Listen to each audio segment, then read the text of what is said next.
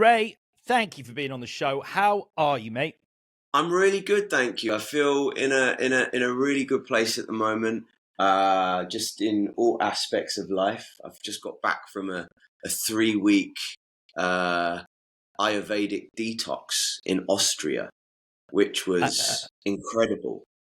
okay, anyone watching the video of this will have noticed my face go, what's an What's Ayurvedic detox? So it's basically it was a detox retreat based in old kind of Ayurvedic, like thousands of years old uh, way of like detoxifying the body, really. And it's something I'd been interested in for a long time.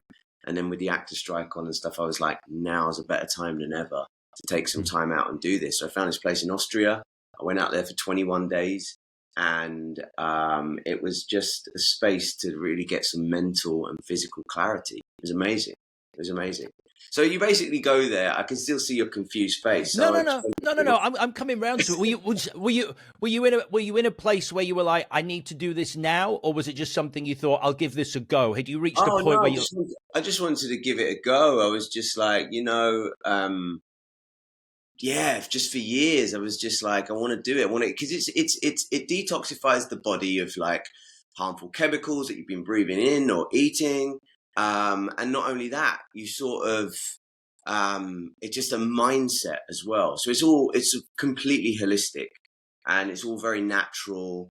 But yeah, you spend the first week uh, drinking warm ghee every morning, which is nasty. I'm not going to lie, but that kind of acts as a kind of way of pulling toxins from your body. Oh, And then, I don't know. That sounds. I mean, drinking, an excuse, being told to drink warm butter, I have no problem with. really, you down with not after 7 days of doing it? It's pretty nasty, man. Okay. Yeah, I mean, if it was all I was drinking, I might have a problem. But you give me a little pot of butter. That's good, man. You're having it, yeah. Well, look, it was like the whole trip was very up and down for like the first sort of 10 days. You're kind of like these toxins are coming out of your body, and it's just years of build up of like you're living in London and pollution, and yeah, and it all starts to come out, and you're really like sort of up and down, and then you hit this like sort of place where you're like, oh my god, I can see differently, clarity, like amazing clarity. And it was just, and I think that's why like to answer a winded answer to your question. That's why I'm feeling so good is because I actually took the time out to do this. I've never done anything like this before, and I got some real mental clarity, and physically I feel in a good place. So, yeah, That's and I can great, never, man. I never really say that. People are like, "How you doing?" I'm like, "Yeah, man, I'm stressed with this. This is going on, and that's going on." So for the first time in ever, since forever, I'm actually like, I'm in a good place. I love that. I love that. And how long have you been? How long have you been back from this retreat, this detox? About a month now. About a And it's month. still it's still there. Like Yeah, you still have the stress free clarity. up until last week, where things were really busy, and I just went and I started to feel myself going back into that place where I was like, oh no, I'm feeling stressed again. I'm feeling like I used to feel, and but I have the tools in place now to go, okay, this is what it is. It's going to be all right. And I just sort of have these techniques of like sort of breathing my way through it, which I learned out there by the people that run this place. And so I think the benefits will last a lifetime in that sense.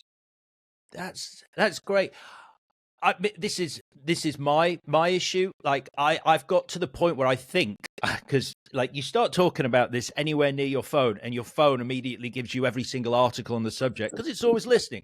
I was talking to someone. I was like, I think I'm addicted to dopamine, the stress hormone, because I wake up and my brain just clicks in, and I'm almost excited to get out of bed and start dealing with life. Like the Mm, stress is what drives me, and it potentially scares me a little to have that removed. I mean, it sounds great, but yeah. I don't know what I'd be, how I'd react, like whether I'd just be too calm and not get anything done. I'm just so chill. I just don't need to do anything. Yeah, I think I'm like you, and I think I've been running on that fuel for most of my life.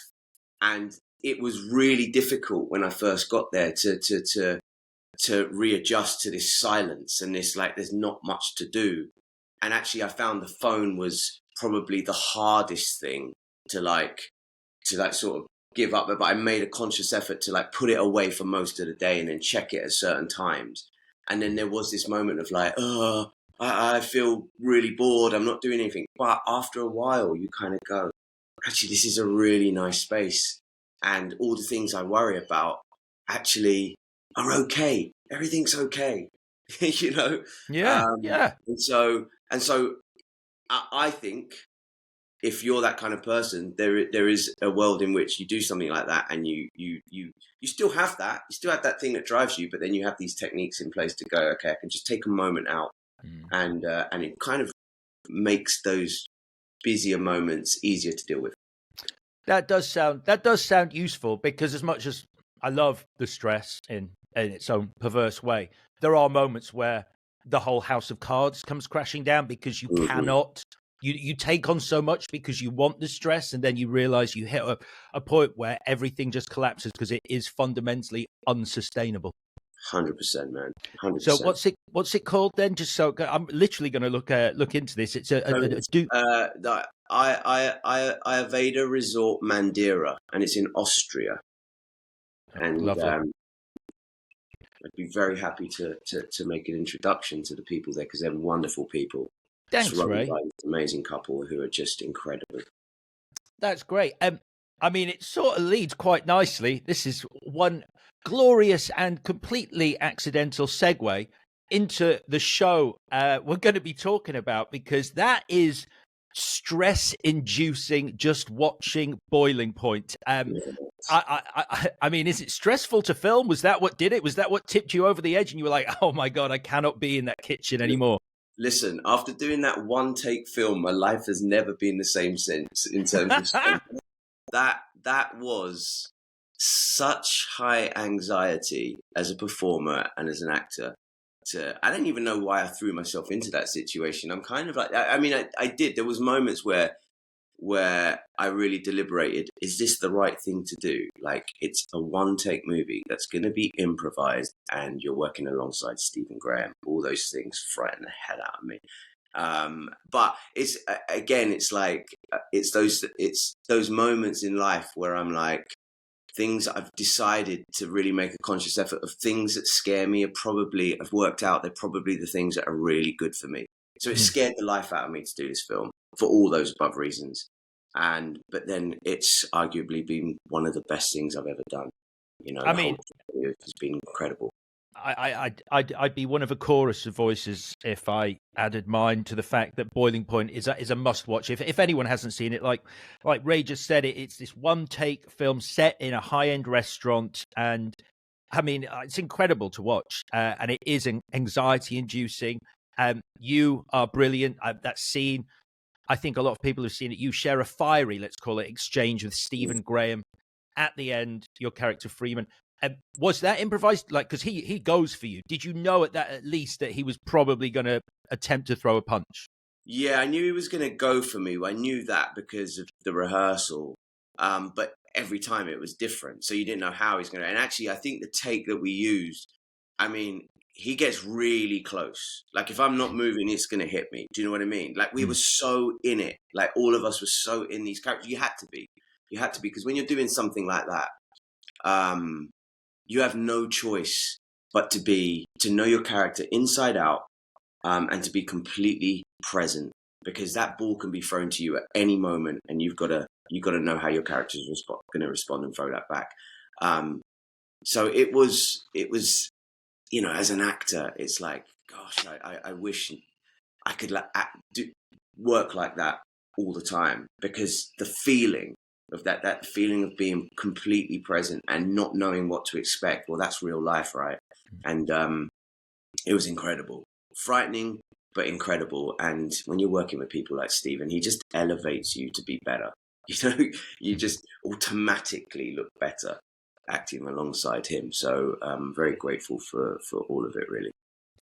So I get to say this. You don't always get to say this. The TV series is arguably as good, if not because you get to know the characters even more, potentially better than the movie. And the reason I don't always get to say that is because it's not always that the entire creative team behind the film are involved, cast included, in the television show. And I love the fact it is a literal continuation of the story, almost like the movie was a 90-minute pilot for this TV show. Was that always the plan? Did you always know that it was going to go on to become this show on BBC One? No, absolutely not. We didn't even know that the film was going to have the journey that it had. You do these things, you do these indie movies, and there's always that little expectation in the back of your head that no one's ever going to see this. Okay, that happens quite often, and but no one. I mean, of course, we knew Stephen being in it. There was going to be an element of eyeballs wanting to watch it, so it was a good thing. But it was just a low budget movie, and we did not expect it to have the journey that it had. So that was the first thing, and that was completely blew away all our expectations. And then, of course, it sort of went, this little tiny thing went stratospheric, and then people obviously, I mean, the producers could answer this more, but people were obviously knocking on the door and I think the reason they were doing that, why networks were interested in taking it on, is because the film touched on all these different characters, and you got a little insight into all of them. But we didn't over-explain. We didn't over-explain why,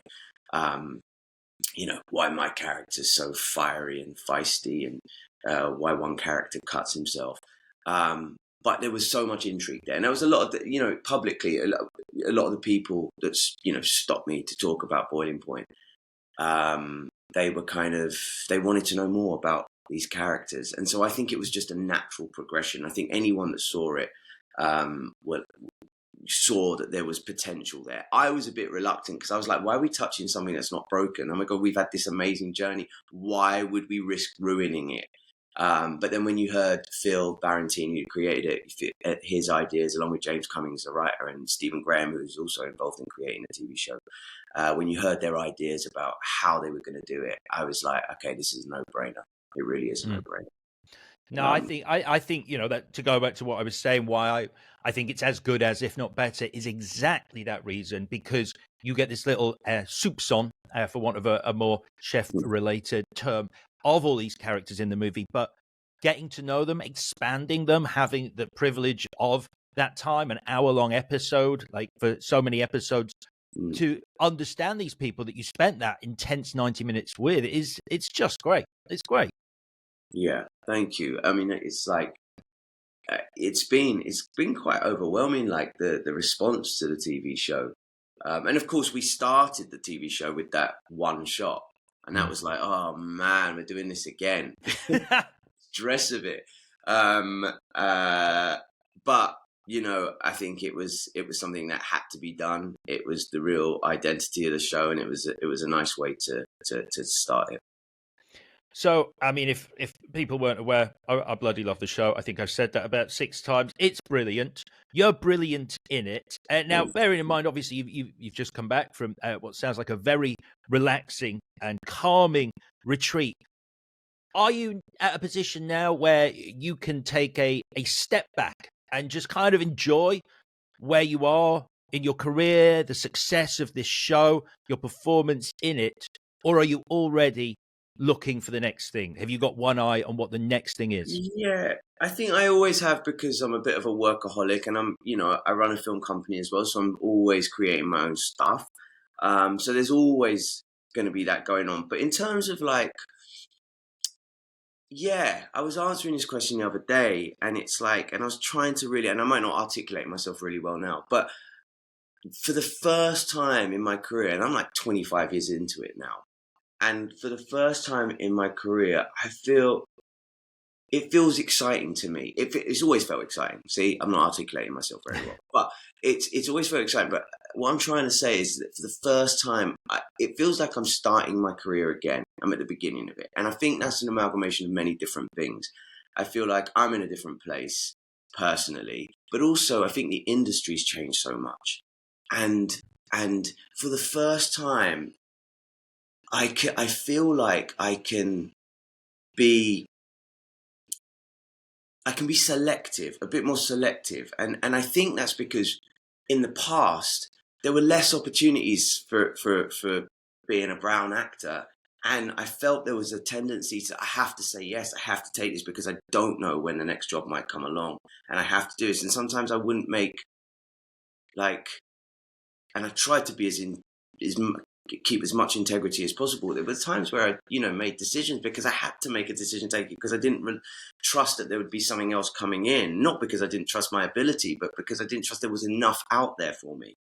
And now, like, the industry's changed so much, and it's beautiful and it's wonderful, and things are being cast, colorblind casting. It's amazing. And so I feel like, now I can really step into that place as an artist and go, I said something the other day. It's like, don't judge an artist until they're at a place where they can afford to make choices. And I don't necessarily mean afford by like financially. I mean like where they can, where the industry is allowing them opportunities. So I feel in a really good place in terms of that, because I can really show who I am as an artist now, because I'm not fearful that if I don't say yes to this, nothing else is going to happen. If that will make sense. Yeah, no, I mean, that makes sense. How, if you don't mind me asking, how old are you? As a reason for that question. Old enough. I think that the reason I'm asking that is because it's such a positive thing to be like 25 years into your career and to be able to suddenly go, I feel so energized at this stage to the point that I feel like I'm starting my career again, because the landscape's changed because of where I am. Those two things combined, it must be nice to have been doing it for 25 years and have the enthusiasm that it sounds like you have now once again. Yeah, it really does, man. And I'm really grateful for the opportunities that are coming. And it's just like now I can really express myself in who I am as an actor and an artist and a filmmaker and all those things. I feel like, there's that real opportunity to do that. And that's a really nice place to be. Like, you've hit the promised land now. So now it's like, let's see. Now I can really express myself. So. Brilliant stuff, man. Congratulations again on Boiling Point. It's time now, though, Ray. Gosh, I could talk to you about this all day, but we must leave this reality and head to our virtual cinema in a dimension of pure film. You are our guide. We are your audience. Let's go on a trip to the movies. So we push open the doors to our temple of film and find ourselves in the foyer. There's an excited buzz, as there always is in a cinema foyer, the hum of anticipation. It's your perfect cinema trip, Ray. Who have you picked, living or dead, to go with you?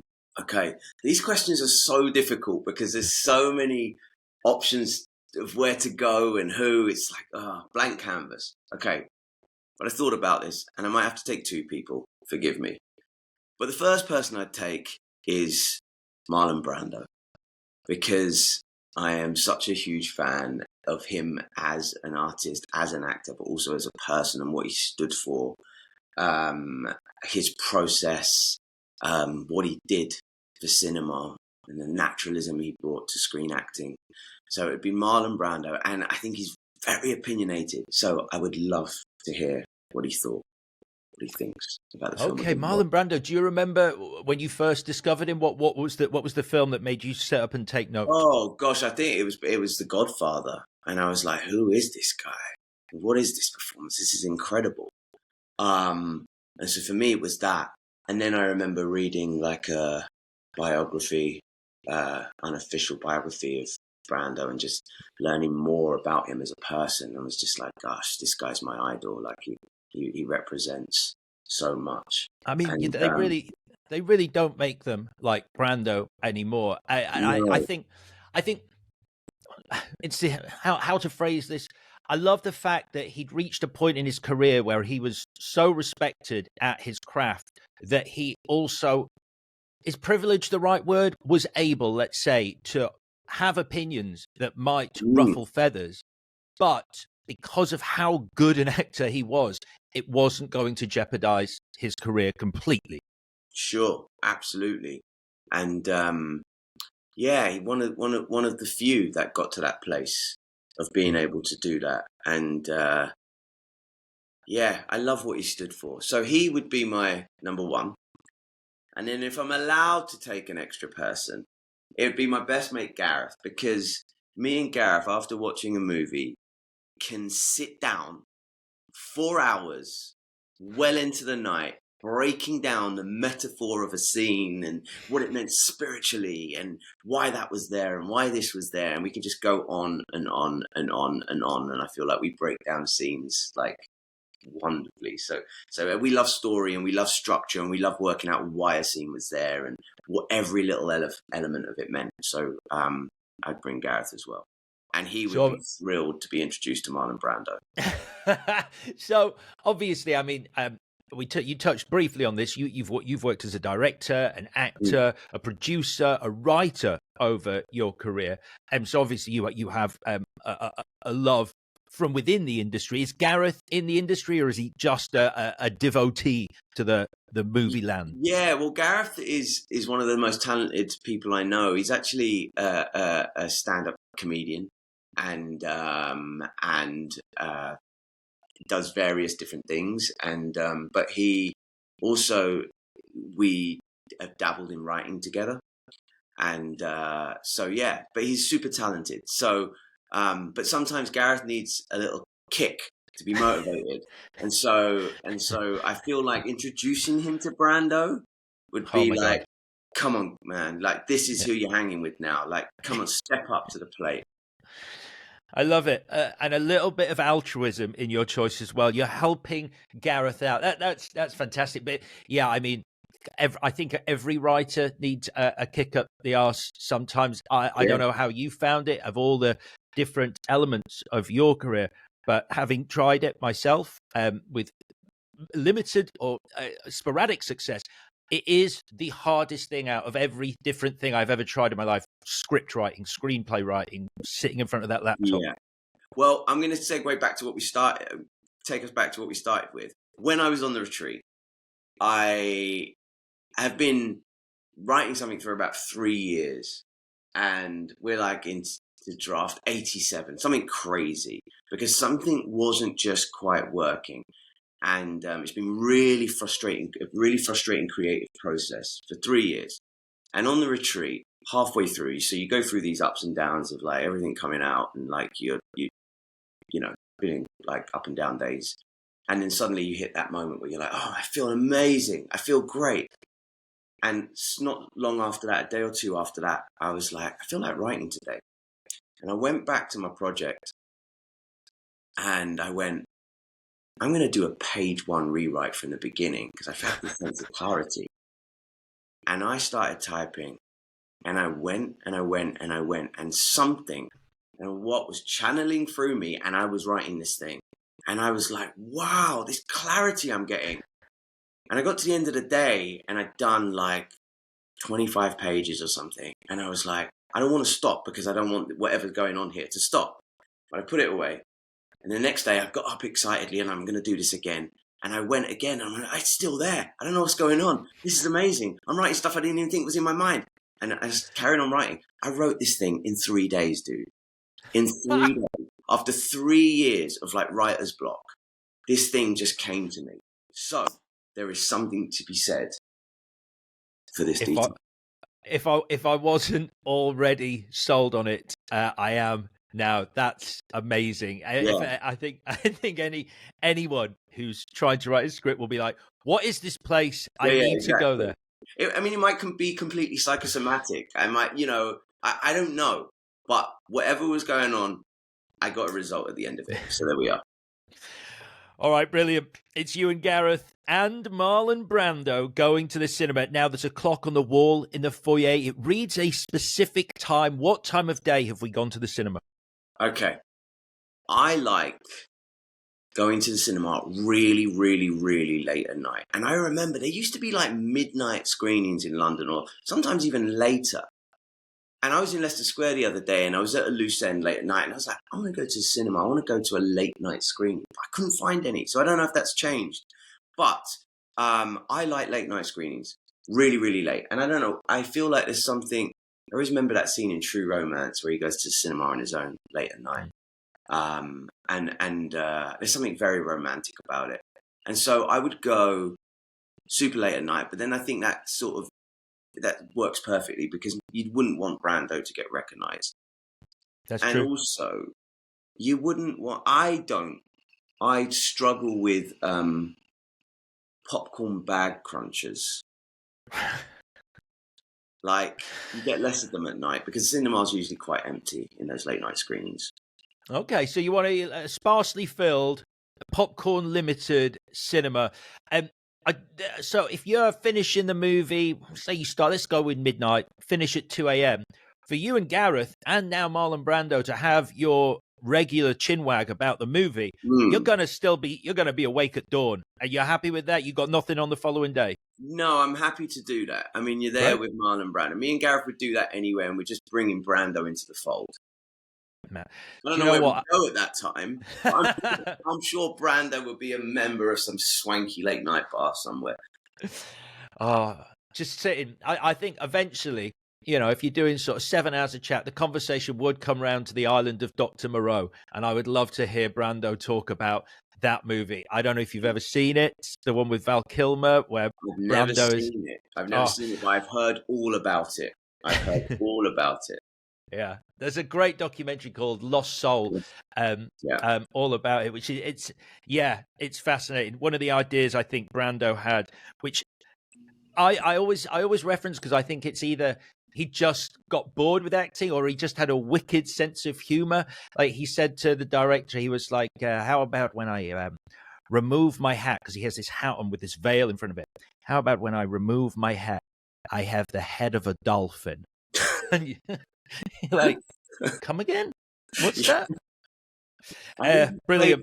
I think he played with a lot of people. He played around. He was kind of like, I think it was a wicked sense of humor, essentially. Yeah, great stuff. So, midnight screening. Right, you have booked the tickets, Ray. Where in the auditorium are we going to be sitting? I need to sit in aisle seats. Now, I know that's not really the done thing. People always want to sit in the middle of the screen. I sit in aisle seats, but I don't know why. It's something since childhood. I'm the same on a plane. I need to be able to escape. Like, I need to be able to. I can't feel I feel too much in danger if I'm in the middle and there's people around me. So if it's not empty, if it's empty, fine, I'll sit in the middle of the screen. But if there's more people in there, I need to sit in an aisle seat for a quick escape. It's a weird thing. I'm the same in restaurants. It's like a danger thing. Like in restaurants, I can't sit with my back to the majority of the restaurant. I have to sit facing. I need to speak to my therapist about it. I don't know. It's good. Listen, first of all, you could be a reincarnated hitman, and it could be some sort of previous life as an assassin where you're like Leon. I think always sitting there, never lying down to go to sleep, sitting in an armchair with your gun on the armrest. There you go. That could be it. Also, you're in safe company. I, too, am an Isler. We are few and far between on this show. Everyone's centre, middle, done. Yeah, yes. I'm an Isler as well. There we go. And also, if the movie's terrible, well, I know my movie's not going to be terrible, the one that we're going to watch, but generally, you can make an escape without interrupting anyone else. Interesting. So if a movie really isn't doing it for you, you will leave before the end? I've been known to, yeah. Not often, because, but there's been one or two occasions. I can't remember what, but there's definitely been one or two occasions where I've gone like, oh no, I can't. Yeah. I mean, I don't tend to walk out of movies. I will turn a movie off at home, but that I think taps into the disposable nature of watching movies when you're just 2 clicks away from getting it on the TV compared to the effort you make to go to the cinema. You're like, well, look, I've made this effort. I'm immersed in this. Maybe it'll turn around. And often it doesn't.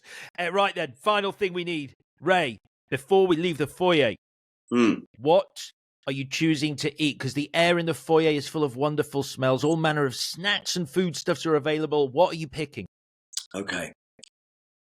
I am going for salted popcorn, and it has to be salted. Please do not get one sweet one in there by mistake.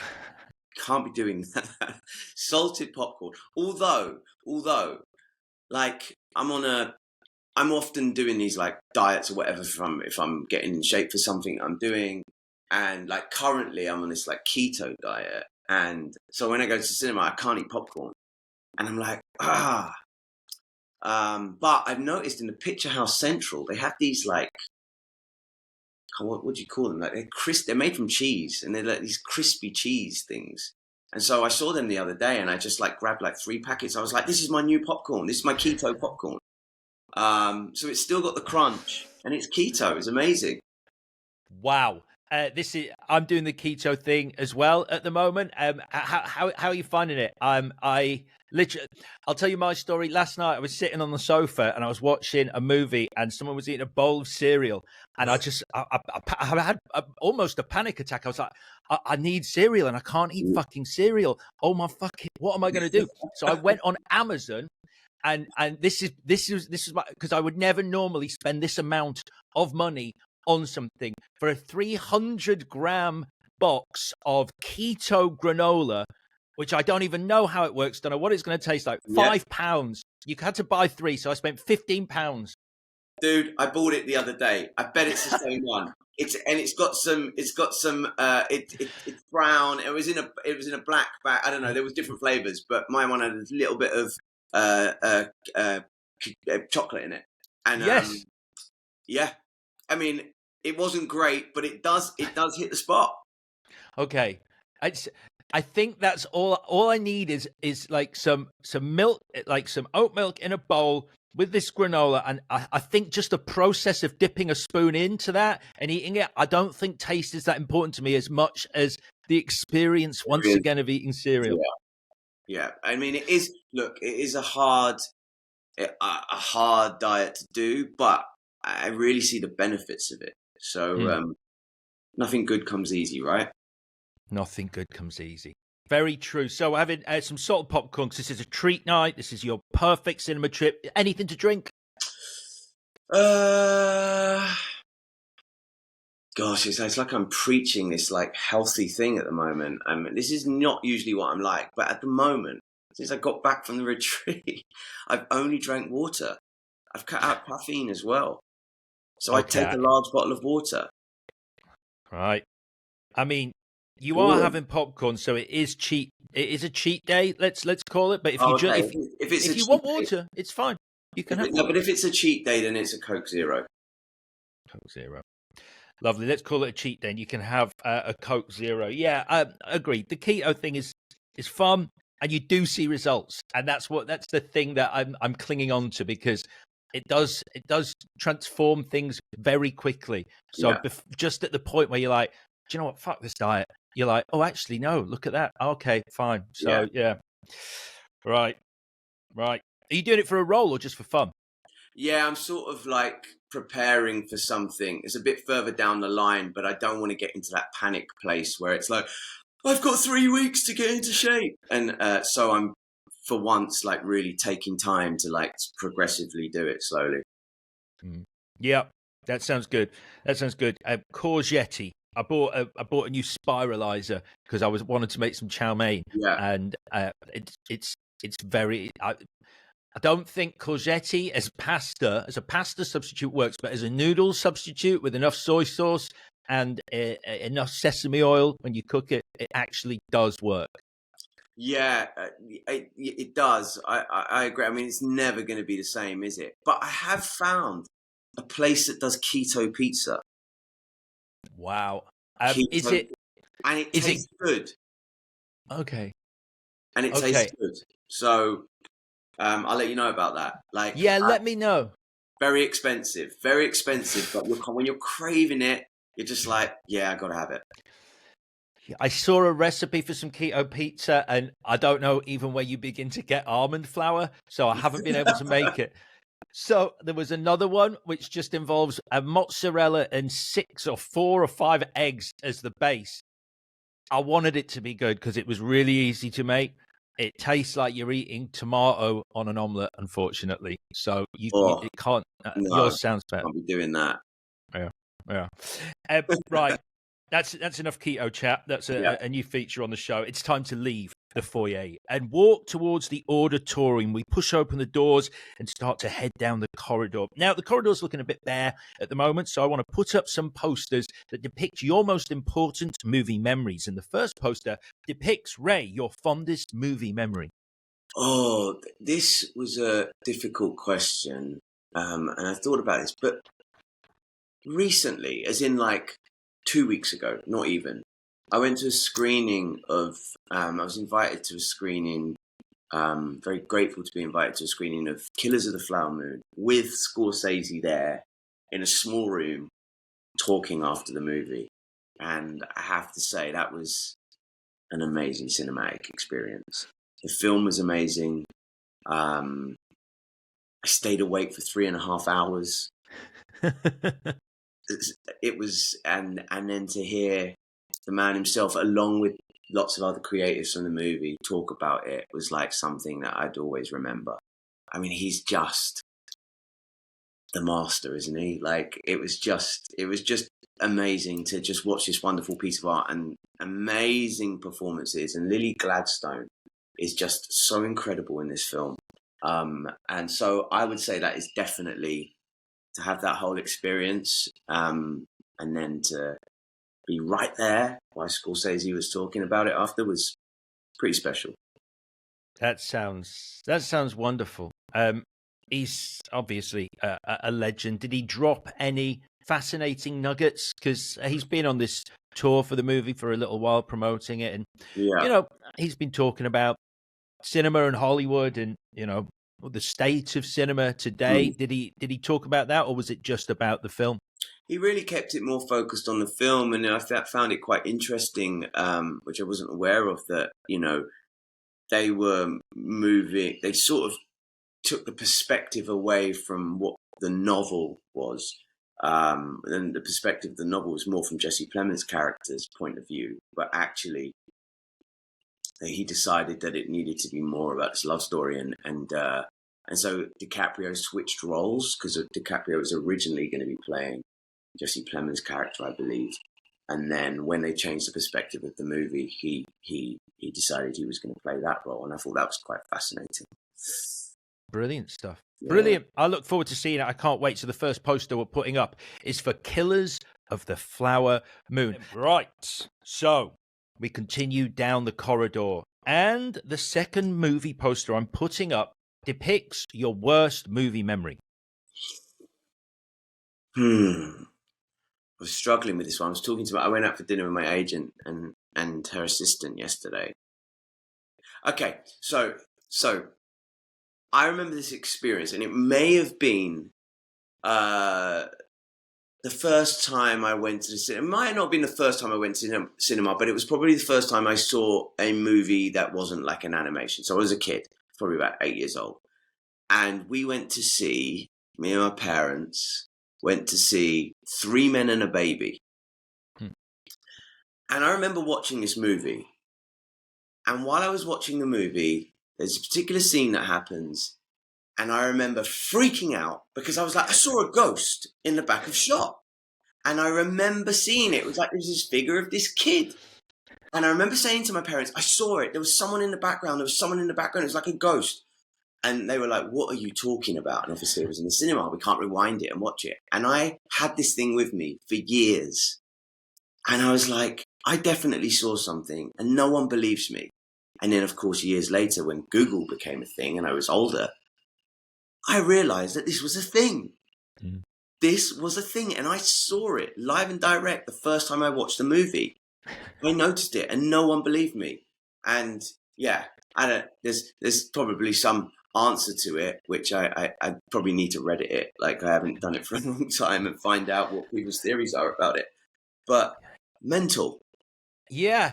I mean, it's, I think, oh God, I think it's, I mean, the first theory was like what you thought was like, I think it was a ghost of a child who'd passed on the set, and it was like, that's what it was meant to be. And then I cannot remember what it is, but apparently there is a less exciting reason. So you're picking it as your worst movie memory because you were frustrated by the fact that you couldn't get an answer, or because you were scarred and terrified at the idea that you'd seen something?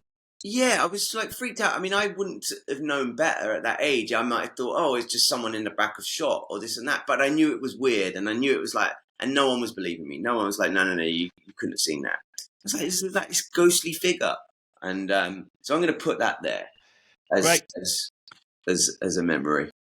Let's Memory. stick it up. We're going to put up a poster of 3 men and a baby because of the ghost child. Our third poster depicts the last performance, Ray, that brought you to tears. So the last performance that brought me to tears was film Capernaum. And there is a beautiful, beautiful central performance from a non-actor, a young kid, probably no more than 7 or 8 years old. It's a Lebanese movie, I believe. Nadine, the director was Nadine Labaki, was it? Yes. Was it? Yes. And I watched this movie and was just absolutely blown away, and in every way, just like as a whole cinematic experience and what it was talking about, and but mostly because of this wonderful central performance from this kid that had never acted before. And it touched me so much. I was bawling. And there's this moment at the end of the film where he, I don't know if it's a spoiler, but where he sort of, right at the end of the movie, he smiles. And you realize that he hasn't smiled for the whole 2.5 hours. Like, it's the first time, and it has such an impact because you're like, oh, that is the first time he's smiled throughout the whole film. And it just broke me, man. It's a really beautiful film, and if people haven't seen it, I really urge you to go and seek it out. I'm one of those people. Transparency. I've not seen it. I remember it won the Grand Jury Prize at Cannes, so it's one of those. It's definitely a film of quality. So yeah, great recommendation. If anyone's not seen it, Capernaum by Nadine Labaki is the poster we're putting up for the last performance that brought you to tears. And our final poster depicts, Ray, your unpopular movie opinion. Okay, I don't think it's so much an unpopular opinion, more as more of an unpopular decision. Okay, you're making decision, and actually, I think you're going to be disgusted with me admitting this. Okay, I have never seen a Star Wars movie. Wow. It's not so much of an opinion as opposed to a decision. Is that good enough? We can go with it. Yeah, let's call it. Well, this week we'll have an unpopular decision, but maybe it'll err into an unpopular opinion if you tell me exactly what your thinking is behind never having watched one of the most famous global franchises in the world. I actually don't know. Like I wouldn't say sci-fi is my particular thing to start with. And it's just something that I never got round to doing, I guess. Which is quite a boring answer. And I remember because I feel like if you're going to watch Star Wars, you need to watch them all. Like, you need to take some time out. Like, I'm going to watch the whole thing. Let me just jump in there. You don't. You really don't. There's, to be perfectly honest, there's 3 movies that are essential. New Hope, Empire Strikes Back, and Return of the Jedi. You can do them in a day. You don't need to do the prequels, and you don't need to do the sequels. My excuses are not washing with you here. I cannot give you a reason. I remember buying a box set, and on DVD. I don't know where it is now, but I never got round to it. And it's there's no excuse really. But post this conversation, I'm going to do it, and I'm going to report back to you. So the intention was there. You bought a Star Wars box set with the intention of joining the party. Yeah, I did. And then I just never got round to it. So the thing is, without sounding too much of like art house wanker, Like I tend to like. I don't always see movies as escapism for me. Like I don't choose to necessarily go and see. I don't get excited like to go and see a Marvel movie, but I do. I do like indie movies. That's my thing. If I had 2 hours spare, I'd always go and buy a ticket to an indie movie that I know is going to touch me, or I'm going to learn something from, or yeah, it's just my choice. It's always just been my preference. I love all those other movies. It's just that if I had a choice, I'd go and see that kind of bit of world cinema. I get it. You want it. Yeah, I think I understand. I think buried in there also was another unpopular opinion. I don't get excited about Marvel movies. That's right. Like it's a double whammy in this answer. Yeah, it is. But yeah, I mean, I think if you, it's a difficult one because I think certainly there are elements of like the Star Wars movies that do affect you, that are quite powerful and that do touch the sides. You're not purely escaping, but I guess the landscape they're set in is one of the reasons I like them, because I do want to escape. I want to be transported somewhere to a galaxy far, far away. And that's why I love those movies, and I love the MCU, or did, because it does take you away from reality. You get lost in something else for 2 hours. I totally get the appeal, and occasionally I want to do that for sure. But I just it's just what I do. I always prefer, if there's just two movies on and one's a blockbuster and one's this little indie film that has only got one screening at like some weird time, I'm like, I'm gonna go and see that. And it's just, and I've discovered some absolute gems by doing that, but I've also gone, oh, what am I doing here at other times? So, at least with a Marvel, you know what you're getting, right? It's very, very true, which is why it was such, and it's still kind of a big deal. I love it. Right, I'm going to put up a Star Wars poster for your unpopular movie opinion. It doesn't matter from which film, because it's going to represent a whole host of characters that you don't really know. But that's what I'm putting up as your final poster. Let's push open our last set of doors. We're about to enter the auditorium. Now, there is a big queue of people hoping to join yourself, Gareth, and Marlon Brando in this auditorium. Now, you said earlier you like a late night screening with a smattering of people. Do you want to let them all in? Do you want to let some in? Do you want to let none in? Let's let a few in. Let's let a few. Not too many people. Let's let a few. I'd look kind of cool hanging out with Marlon Brando, so we need a few people to see that. Perfect. Well, let a few in, and I'll act as security, and I'll just frisk them for any popcorn bags. Popcorn box is fine, but no popcorn bags. I feel like we're missing out. Someone's missing out on $1 billion idea. We need silent popcorn bags. Yeah, but I mean, boxes don't rustle too much. Like, I don't understand. If you're going to go to the cinema, you want the stuff out of the counter. You don't want the butter-kissed bags which people buy. Yeah, boxes. Yeah, you're right. I feel like my last few experiences, like, people have had bags and it's been quite annoying. But there we are. I mean, the crunch of a nacho does sound a little bit like a bag. Perhaps that's what you've experienced, the fact that people are now eating nachos in the cinema. Yeah, maybe. Madness. Right. Some of the crowd go wild as they pour into the auditorium. Now, before the movie you've picked for us begins, we're going to play a few things on the big screen. And the first thing we're going to play is the trailer for the movie you are most looking forward to seeing at the cinema. So I am most looking forward to seeing Maestro, which is Bradley Cooper's next directing. Bradley Cooper's directing after A Star Is Born.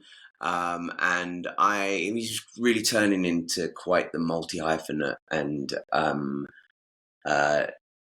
Leo Bernstein I'm a fan of, and so I'm really excited to see this and see what Bradley Cooper does with this movie. Yeah, and like the people working on this film. I mean, I think Spielberg and Scorsese are producers on it. Yeah.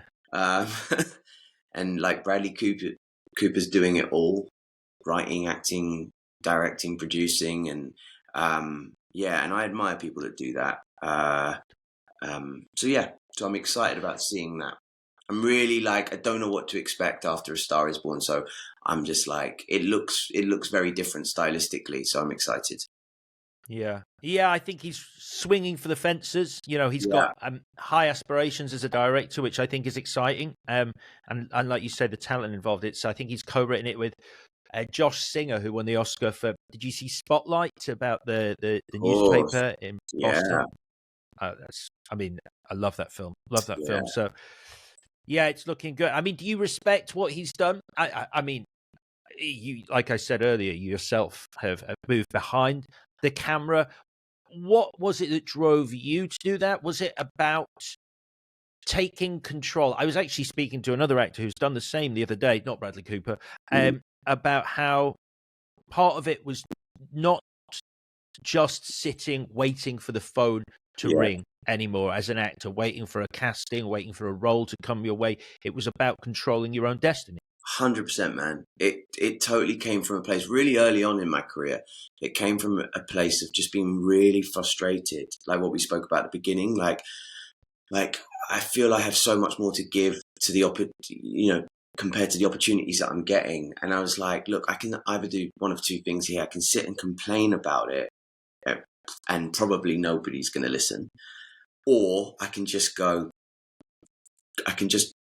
teach myself how to create my own stuff. And that's essentially what I did. It was grassroots, man. I just was like, okay, the only way to do this is to learn how to make films. And I literally bought a laptop, my first laptop at the time. And I just remember going, right, I'm going to learn how to produce a movie. I'm going to learn how to do this. And if it ever comes to it and I'm not given opportunities, then I can make my own films. And that was the mindset. And I just thought, I think shouting and screaming about it is not going to get anywhere, especially back then. And so I was just like, let's just learn how to do it. And that's what I did. And it became a love and a passion. And I realized quite early on that, like actually storytelling in all its forms is what excites me, whether it's as an actor or a director or a writer. I love telling stories. And and so now what that's given me in life is that, and look, acting is my number one love. I still feel I have so much to give as an actor. But when I'm not acting, instead of sitting at home getting depressed and waiting for the phone to ring, I'm actually working on other things. It gives me a 9 to 5, when I'm not acting. So I'm like developing stuff, or I'm working on stuff, or I'm writing stuff. And it essentially came from a place of frustration, and then it turned into a love. I think one of the end results of that love was the film Convenience, which really changed everything for you. Oh, Yeah, yeah, man. I'm glad you mentioned that, because that was a tiny little movie that we made for like 20 pence. Well, a little bit more than that. It was 80 grand. And we made this film, just a group of people, and just, for the love, and just to show the world, like, if you've got a good story, you've got good performances, and you've got a lot of passion, you can make something. And we did it, and it was, I wish, one of my biggest regrets is not documenting the process of making Convenience, like oh yeah. from starting off in like using the Curzon Soho as our office to start the whole process, all the way to like being on set in Wales making this movie, because actually the stuff that went on behind the scenes probably would have got watched more than the actual film did. It sounds like, I mean, I watched you've done a fascinating TEDx talk, which I'd invite anyone to watch. Kind of about your philosophy of what changed everything for you, and this decision you made to Mm. take control back, and to use the title of the TED talk, letting go of the edge. And yeah, some of the stories you told, it sounded like a UK Clerks, the Yes. experience that Kevin Smith had making that. So many stories and anecdotes. Like I couldn't touch on them all in that time of the TED talk. But like, yeah, like one day I would really love to like completely shoot the shit on all of it, because it was, and you know what's amazing? People still say to me, like people that worked on that movie, have gone on to work on like Star Wars and stuff like that. They've all gone on to do great stuff, like the crew, and they all come back and say, that was the funnest shoot I've ever been on. I had the most fun, one of the fondest memories, because we were all in it together. It's like, listen, this is not going to change our lives financially, so we're all just mucking in. Let's just do it. And it was a laugh a minute. It really was. I love it. So when they come back and go, oh, that was the most fun shoot I ever did. I'm now working on Star Wars. Are you like, what's that now? Yeah. Star what? Lovely stuff. Right, the next thing we're going to play on the big screen following the trailer for Maestro is the movie moment, Ray, that makes you literally or metaphorically pump your fist in the air. Okay. I'm going to go with, because there was a couple of options I had for this, but I'm going to go for the moment where they discover the tunnel in Shawshank Redemption and Andy Dufresne's escaped. It's a classic, and I'm sure many people have said that on this show. Maybe no, this is a first, but it's a hell of a moment, Ray. Yeah, Andy Dufresne. What's the line the warden says? He's vanished like a fart in the wind. Something like that. Yes, absolutely. And that for me was, I remember seeing that and just like, because I didn't see it coming, and I was just like, whoa! It's just it's a feel good moment. It really is. It really is a feel good moment. So that makes me pump my fist in the air. And another one, which I think I'm going to quickly slip in there, if I may, is Matt Damon's speech in the bar in Good Will Hunting. You know, when he comes in to protect Ben Affleck's character, and it's just you just dream of moments like that to shut down someone obnoxious in your life. Like you know, if you encounter someone obnoxious, you just dream of moments where you could be so articulate and just, you know.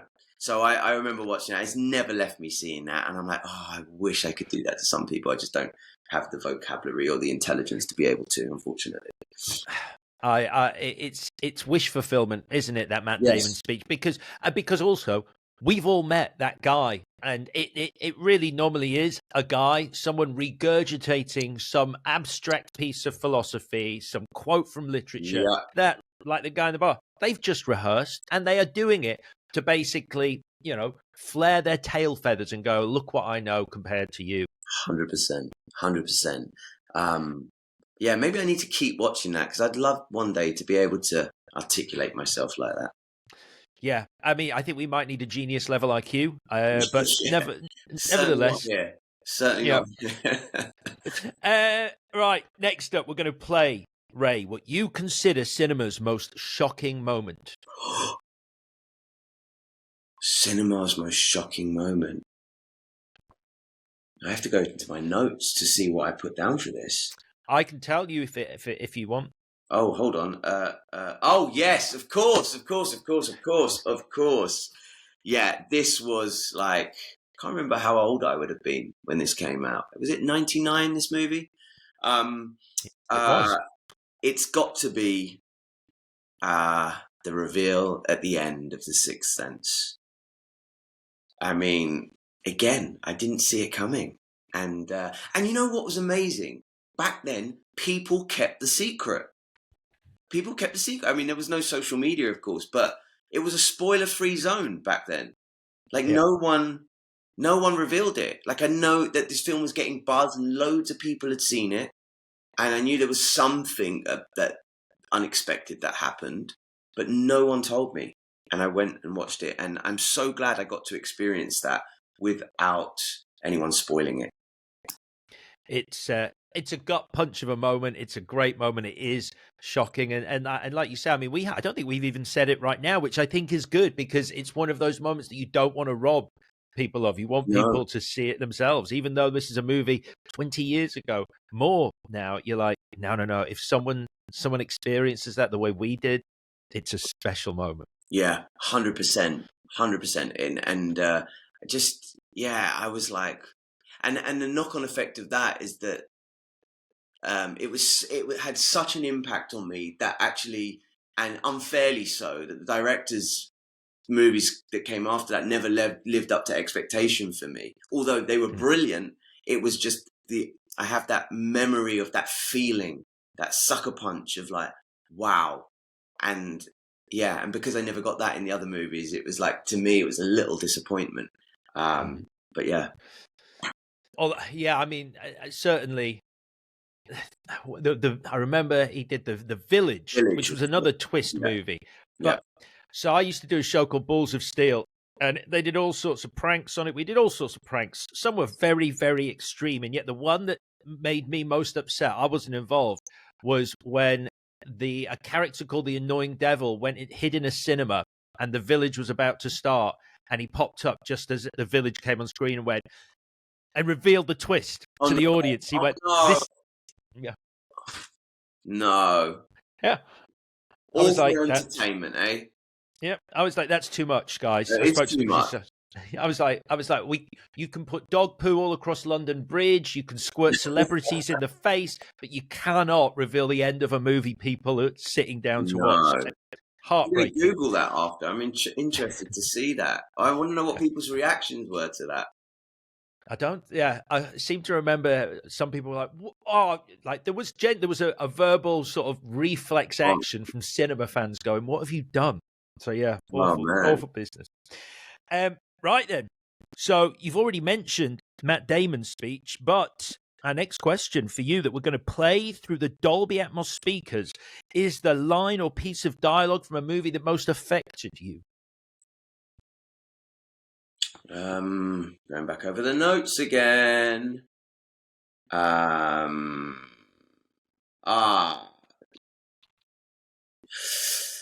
There's a speech in the movie La Haine. It's a French movie, probably my favorite movie of all time.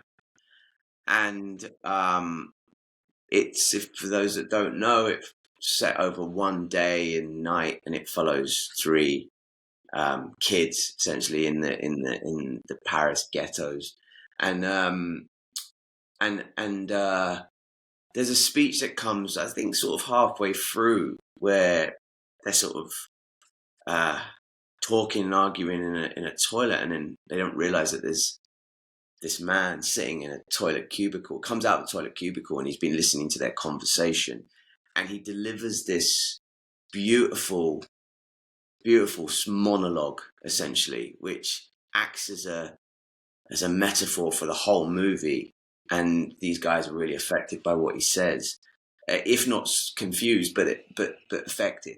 And I remember it really affecting me. And the reason I've chosen this is because every time I watch it, I've tried to unpick what he means, what the metaphor is.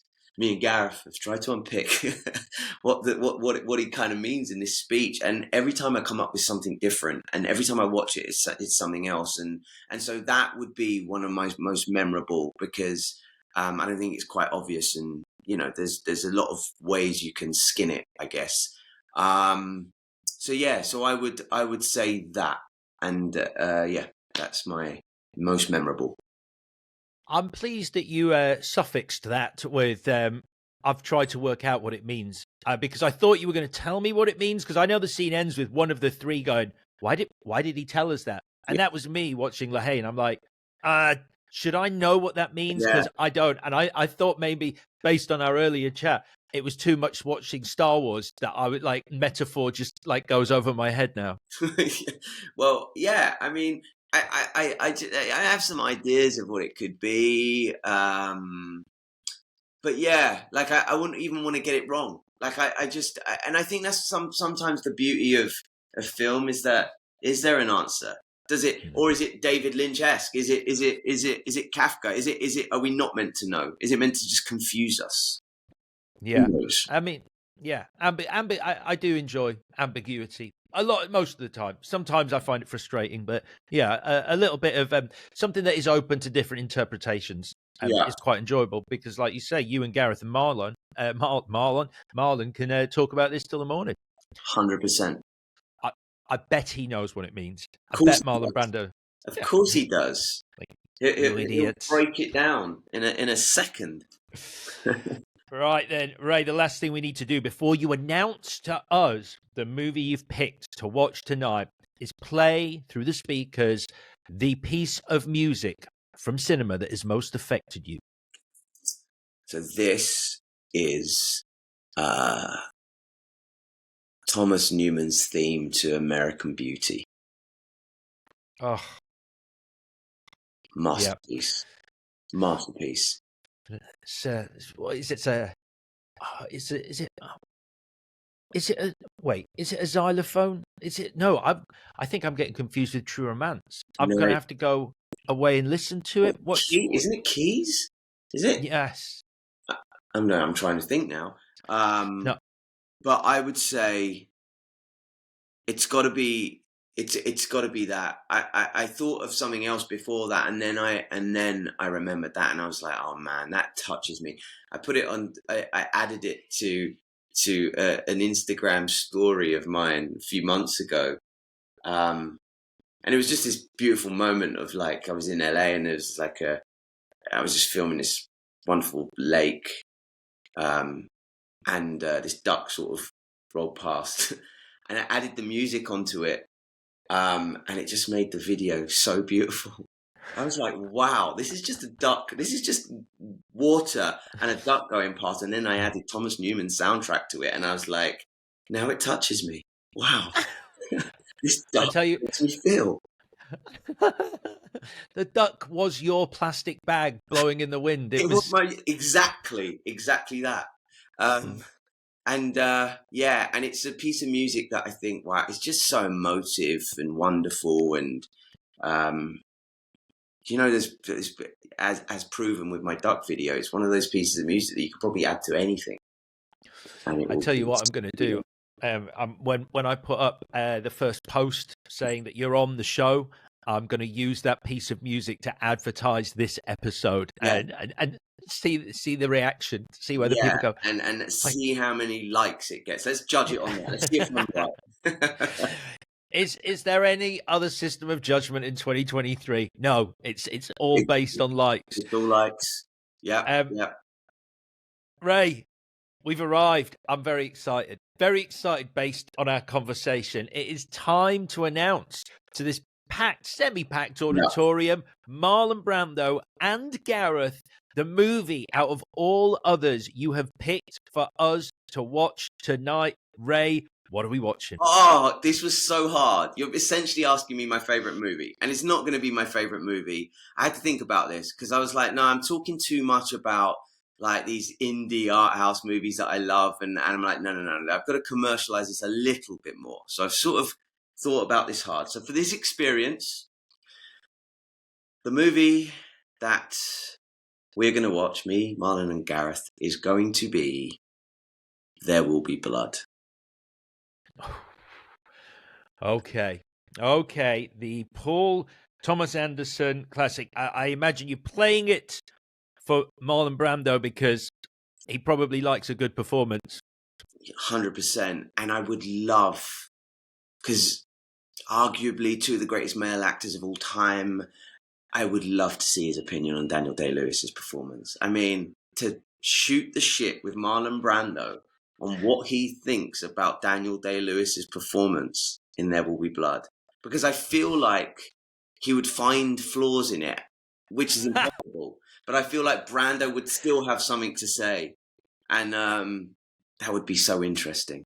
So really for that alone. And actually, There Will Be Blood's an interesting experience for me because the first time I watched it, I came away and I think I may have maybe fallen asleep at the time of watching it and it was a bit like, yeah. And then I watched it years later for the second time and I was like, what have I missed out on?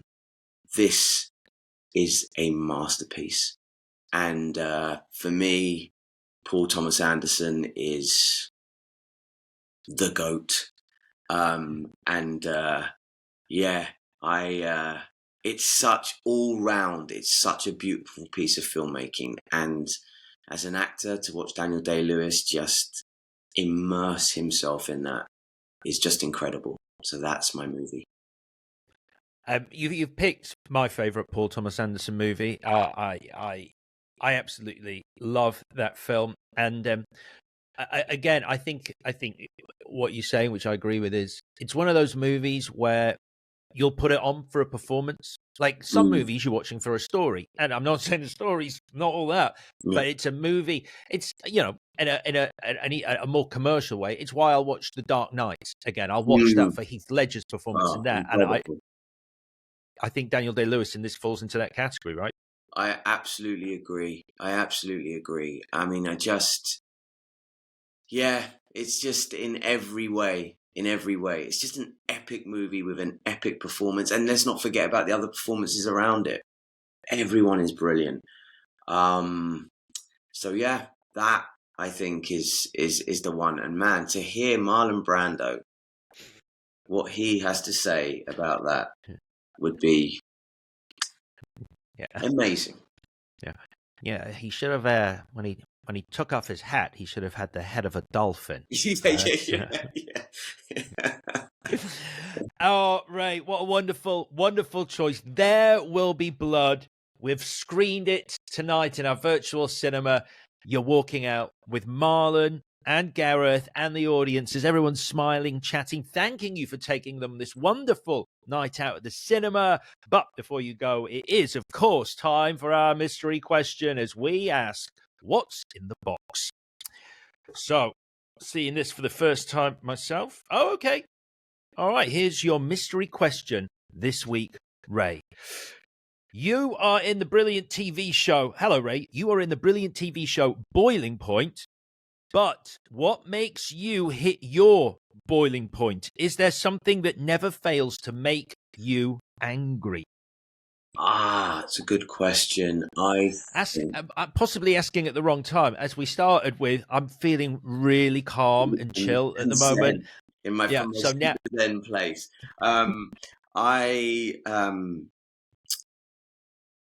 I would say just rudeness, general rudeness from people, and bullying. They're two things that like really make me angry, and I just think there's no reason for anybody to just be rude to each other. Like, I don't get it. If you just encounter, you just have a rude interaction for no reason, or bullying. They're two things I just can't understand. Like, we've all got shit going on. Let's just be nice to each other. So they're the two things I would say. I mean, they're two things I fully understand. I think they're awful. What's the scale though for the rudeness?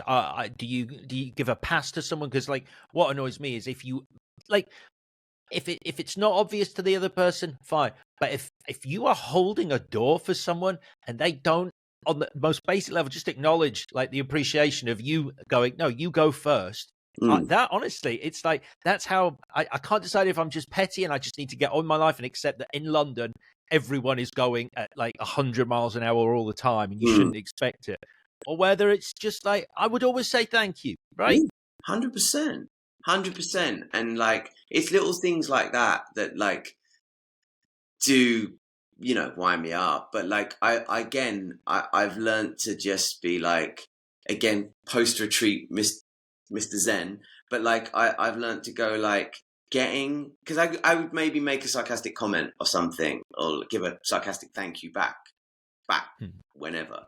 But now I'm like, you know what? It's just, I'm not even going to rise to it. I'm just not going to let it affect my day and my energy right now. So yeah, that. But bullying's a harder one because I can't stand to see it. And that, that I just think there's no room for that in society, of course. Absolutely. And I guess, weirdly, I was talking to an actor about this the other day about sort of like the best castmates he's worked with are people who aren't trying to control the set. They're people who are very giving, who are very open and aren't, perhaps not bullying, but sort of trying to dominate their castmates. For sure. For sure. No, no, no. I look, for me, like, we're filmmaking is. I feel so lucky to be in the most wonderful industry in the world. I feel so lucky every day, like, to be able to do what I love doing for a living, and I just think, like, and film sets. I'm so excited to be on them all the time, and I feel like, just let's have fun and let's be nice, let's be kind. We're so privileged to be doing what we do, and there's no room for that, you know. And yeah, yeah, just to be grateful for what we get to do. So I feel like the film set should be, and actually I've always felt like the energy from a film set, you see it on screen. Like, you see, it always comes from the top, right? And so I always try to make a conscious effort to, like, for everyone to feel welcome and to feel like they have an opinion and that this is a collaboration whenever I'm making a film or whatever. Because that's going to make for a better movie, and that's going to make for a happier set. And I think it shows on screen. Ray, that is a lovely sentiment to end on. I'm afraid your taxi has arrived to ferry you back to reality. But before you go, let's recap your perfect night at the movies. You are going with Marlon Brando and your friend Gareth. You're going to a midnight screening, kindly, so Marlon Brando doesn't get recognized and there'll be less popcorn bag rustling. You are sitting on an aisle because, like me, you are an aisler. Respect. So few of us. So few of us. You are having a box of salted popcorn, which has been examined so that not a single sweet piece has got in there, and a Coke Zero. We're putting up posters. One depicts your fondest movie memory. It's watching Killers of the Flower Moon, followed by a Q&A with the great Martin Scorsese. Your worst movie memory is never being able to work out whether you did see a ghost child in Three Men and a Baby. The poster that depicts the movie that brought you to tears is the smile from the kid at the end of Capernaum. The final poster we're putting up is your unpopular movie decision, which is that you've never chosen to actively watch a Star Wars movie, but after this interview, that's all going to change. We're entering the auditorium. You're letting a few of the crowd in to join you in watching the trailer for Maestro. Then we'll play the movie moment that makes you pump your fist in the air, the discovery of Andy Dufresne's tunnel in the Shawshank Redemption. Then we're going to play cinema's most shocking moment for you, the reveal at the end of The Sixth Sense. The line or piece of dialogue from a movie that most affected you, the monologue in the toilets in La Haine, and the best use of music in a movie, Thomas Newman's score from American Beauty, before we all sit down and watch Paul Thomas Anderson's masterpiece, There Will Be Blood. Ray, thank you for taking us on that trip to the movies. Have you had a good time? I've had a brilliant time. Thank you so much. I've really enjoyed that. It's been great. Really Lovely stuff. disappointed that Marlon Brando has a taxi waiting for him and not a driver, though. I mean, come on. He's humble. He's humble. Yes. He's a very humble man. He's just sitting there in the back of the taxi waiting for you to get in. He's got in first, so he's not that humble. He's got his favorite seat. Thank you so much for watching this interview. I'd love it if you would check out some of the other interviews on our channel. They're all fascinating and unique trips to the movies with some wonderful, wonderful guests. And if you would like to find out more, do hit us up on our social channels. We are at Trip to Movies Pod. That's at Trip to Movies Pod on all social media with lovely content on there. And you can get in touch with us if you so wish. Thanks again.